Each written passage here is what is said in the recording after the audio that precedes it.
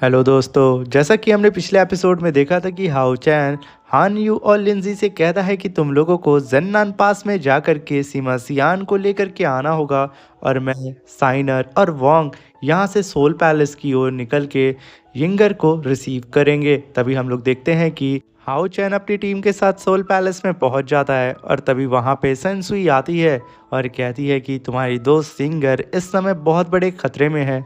उसकी soul sacrifice ceremony उसके grandfather के द्वारा की जा रही है।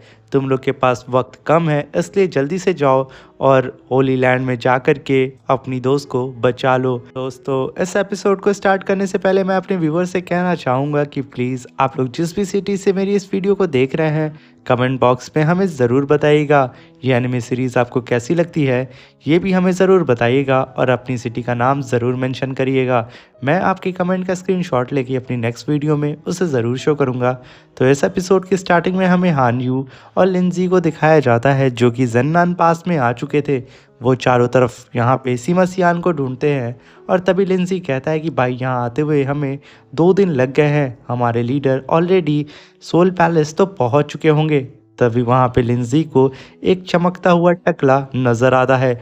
वो सोचता है कि वो ज़रूर सीमा सियान होगा और वो हान्यू से कहता है कि ब्रदर वो देखो, हमें सीमा सियान मिल गया। तभी वो लोग देखते हैं अपने सामने एक चमकते हुए टकले को। तभी लिंजी दौड़ते हुए उस चमकते हुए टकले के पास जाकर कहता है कि ओए टकले, आखिर तू कहाँ था? तुझे ढूंढते ढूंढते हम लोग तो पागल हो गए। लीडर ने हमसे कहा है तुम्हें जल्दी से यहाँ से ले जाने के लिए। ये कह करके वो तुरंत उस टकले का रास्ता रोक लेता है और तभी वो बेचारा टकला जैसे ही वहाँ पे पलटता है, लेंसी उसकी शक्ल को देख के एकदम शॉक्ड हो जाता है और कहता है कि भाई सीमा सियान, तूने खूबसूरत बनने के चक्कर में अपनी प्लास्टिक सर्जरी करा ली है क्या? यहाँ पे हमें तेरी शक्ल क्यों नहीं समझ में आ रही है? तभी लिंजी ऊपर से लेके नीचे तक उस बंदे को देखने लगता है और उधर वो बेचारा टकला एकदम कंफ्यूज होता है कि इन पागलों को क्या हो गया है। तभी लिंजी उस बंदे के कंधे पे हाथ रखते हुए कहता है कि भाई तू हमें नहीं पहचान रहा, ऐसा क्यों क्यों कर रहा है? तभी वो टकला उसका हाथ पीछे ढकेलता है और कहता है कि भाई तुझे गलत फहमी हो गई है, तू यहाँ पे जिसे ढूंढ रहा है ना वो मैं नहीं हूँ। ये कह करके वो आगे बढ़ने लगता है। उस बंदे को जाता हुआ देख के लिंसी कहता है कि ब्रदर हान यू, ऐसा कैसे हो सकता है कि यहाँ पे सीमा सियान की तरह इतने सारे टकले हमें नजर आ रहे हैं? और तभी वहाँ पे खूब कस कस के शोर होना स्टार्ट हो जाता है कि हमारे लीडर की यहाँ पे फाइट हो रही है और काफ़ी सारे टकले इधर लिंसी की ओर भागते हुए आ रहे होते हैं। बेचारा लिंसी उन लोगों को देख के एकदम डर जाता है। तभी वो सारे लोग कहते हैं कि लीडर अभी अपनी प्रैक्टिस कर रहे हैं और ये अच्छी अपॉर्चुनिटी हम सभी के लिए है कि हम लोग उन्हें प्रैक्टिस करता हुआ देखें और अपनी स्किल को और उभारें। वो लोग लिंजी को ढकेल करके और हानियों को ढकेल करके काफ़ी तेज़ी से बैटल अरीना की ओर भाग रहे होते हैं और वो दोनों ही इस तरीके से इतने सारे टकलों को देख करके एकदम शॉक्ड हो जाते हैं। और तभी सीन शिफ्ट होता है और हमें बैटलफील्ड का सीन दिखाया जाता है जहाँ पे लिंजी अपने दोनों हाथों से सामने उस वॉरियर को देख रहा होता है जो कि बैटलफील्ड में चारों तरफ तबाही मचा रहा होता है। इसे देख करके लिंसी कहता है ब्रदर हान्यू, यहाँ तुम्हें कुछ समझ में आ रहा है? तभी हान्यू कहता है कि भाई मुझे भी यहाँ पे कुछ समझ में नहीं आ रहा है कि आखिर ये बंदा कौन है और मैं इसे देख भी नहीं पा रहा हूँ, इसकी स्पीड इतनी ज़्यादा तेज़ है। तभी एक पिलर लिंसी के जस्ट बगल से गुजरता है, उसे देख के लिंसी डर जाता है। वो हान्यू से कहता है कि भाई मुझे यहाँ डर लग रहा है, ये जो लीडर है वो कहीं पागल तो नहीं है जो इस तरीके से इस बैटल अरीना को तबाह कर रहा है। जिसे सुन करके हान्यू कहता है कि अब तो मुझे उसे देख के मुझे भी थोड़ी थोड़ी घबराहट हो रही है क्योंकि इसकी स्केल और स्पीड बहुत ही ज़्यादा तेज़ है। आखिर इस हीलिंग हॉल में इतना ज़्यादा पावरफुल वॉरियर कैसे आ सकता है? और तभी हम देखते हैं कि वहाँ पे काफ़ी खतरनाक एक ब्लास्ट होता है उस अरीना के बीचों बीच में और उसके और प्रेशर से सारे के सारे वॉरियर इधर उधर भाग जाते हैं। और तभी एक जाइंट सा पिलर सीधा लिंजी के सामने आकर के गिरता है, जिसे देख के लिंजी कहता है कि भाई मैं तो बाल बाल बचा, मुझे लगता है कि ये लीडर मुझे ही जान से मारना चाहता है। और तभी हम देखते हैं कि वो लीडर एक लंबी छलांग लगा करके उस पिलर के ऊपर आता है और अपनी शर्ट को फाड़ के रख देता है, जिसे देख करके वहाँ पे जितने भी डिसेबल होते हैं लोग अपने लीडर को ऐसा करता हुआ देख के तुरंत अपने लीडर की ही तरह अपनी टी शर्ट को फाड़ करके रख देते हैं, जिसे देख करके लिंजी हान्यू वो लोग एकदम कंफ्यूज हो जाते हैं। और तभी सारे डिसेबल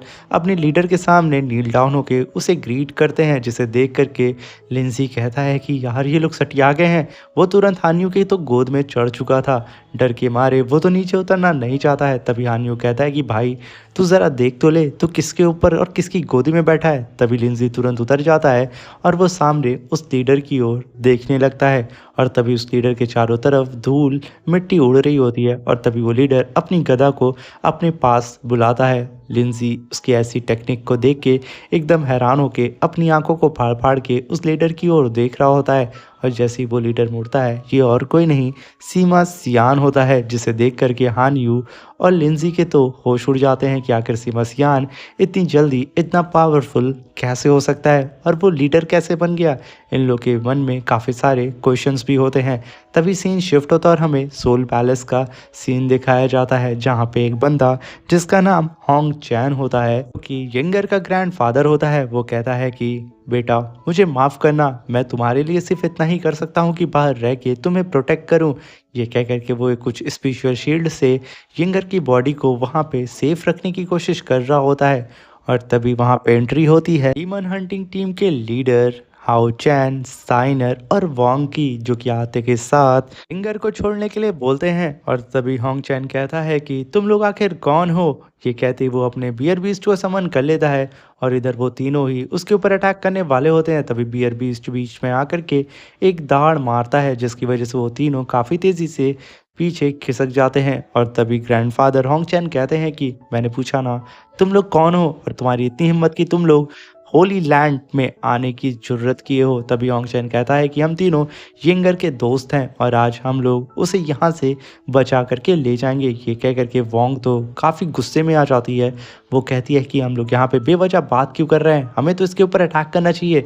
ये तो यंगर का ग्रैंडफादर है ना, तो आखिर वो इसके साथ ऐसा कैसे कर सकता है। कह करके वोंग तुरंत अपनी शील्ड को समन कर लेती है। उसके साथ में हाउ चैन और साइनर भी एकदम रेडी हो जाते हैं उस बियर बीस्ट से फाइट करने के लिए और तभी उन लोग के बीच में काफ़ी खतरनाक उस बियर बीस्ट से फाइट होने लगती है, जहाँ पे हाउ चैन एक स्लैश अटैक सीधा उस बियर बीस्ट के ऊपर कर देता है, मगर वो बियर बीस्ट इस अटैक को डॉज कर लेता है। तभी साइनर एक जंप लगा करके उसके ऊपर अटैक करने वाली होती है, तभी वो बियर बीस्ट उसे भी पीछे ढकेल देता है और तभी वोंग अपनी शील्ड को उठा करके सीधा उस बियर बीस्ट के सर पे दे मारती है। वो कुछ देर तक उस बियर बीस्ट का ध्यान भटकाती है। तभी हाउ चैन और साइनर हवा में जा करके double trigon eye catching cycle attack सीधा उस बियर बीस्ट के ऊपर कर देते हैं, जो अटैक उस बियर बीस्ट को लगते ही वो काफ़ी ज़्यादा घायल हो जाता है और वो ज़मीन पे गिर जाता है। जो मौका पाते ही वोंग हवा में छलांग लगाती है और अपनी शील्ड को सीधा उस बियर बीस्ट के सर पे दे मारती है। इन दोनों की ही कंबाइंड अटैक की वजह से वो बियर बीस्ट यहाँ पे मारा जाता है। ये देख करके होंग चैन वहाँ पे तुरंत इलेक्ट्रिक फिनिक्स बर्ड को समन करते हैं और उस फिनिक्स बर्ड से सीधा उन तीनों के ऊपर लगातार इलेक्ट्रिक अटैक कराने लगते हैं और कहते हैं कि तुम लोग मेरी टेरिटरी से दूर रहो, यही तुम्हारे लिए अच्छा होगा।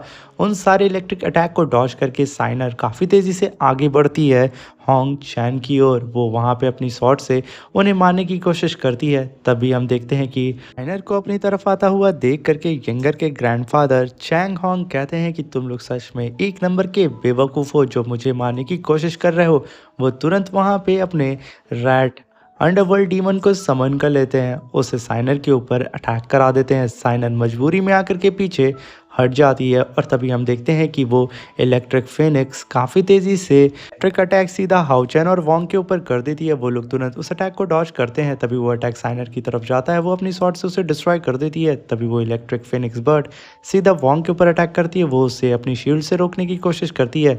तभी साइनर एक जंप लगाती है और अपनी शॉट से उस इलेक्ट्रिक फिनिक्स बर्ड को काट करके रख देती है। यहाँ पे साइनर ने उस इलेक्ट्रिक फिनिक्स बर्ड का काम तमाम कर दिया था। तभी वोंग हवा में उड़ती है और अपनी स्पिरिचुअल शील्ड से उस अर्थ रैट के ऊपर अटैक कर देती है, जिसकी वजह से वो अर्थ रैट काफ़ी देर तक वो वोंग के अटैक से जूझ रहा होता है। मौका पाते ही हाउ चैन काफ़ी तेज़ी से आगे बढ़ता है और अपने डबल ड्रैगन स्वॉर्ड अटैक सीधा ग्रैंडफादर की ओर कर देता है। तभी वो वहाँ पे अपने एलिफेंट बीस्ट को समन करते हैं, जो कि आकर के सीधा how chain K slash attack को डिस्ट्रॉय करके रख देता है और तभी साइनर काफ़ी तेज़ी से आगे बढ़ती है और उस एलिफेंट के ऊपर कई सारे अटैक करना शुरू कर देती है, जिस अटैक को वो एलिफेंट बीस्ट हैंडल नहीं कर पाता है, जिसकी वजह से साइनर उसे कई टुकड़ों में काट करके रख देती है और देखते ही देखते वो एलिफेंट भी वहाँ पे मारा जाता है।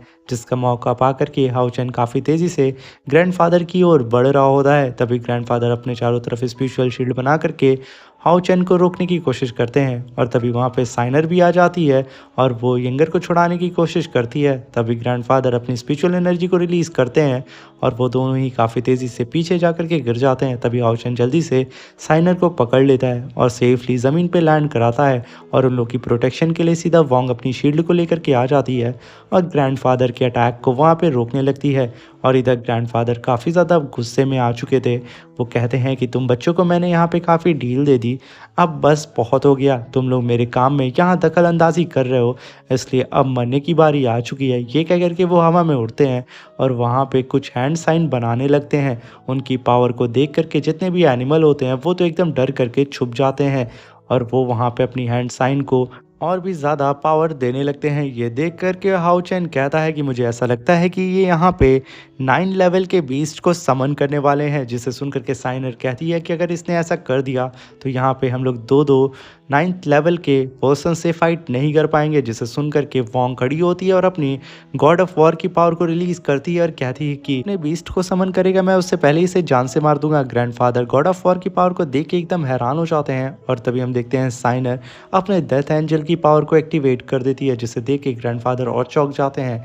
और तभी हम देखते हैं हाओ चैन को वो कहाँ ही पीछे रहने वाला है।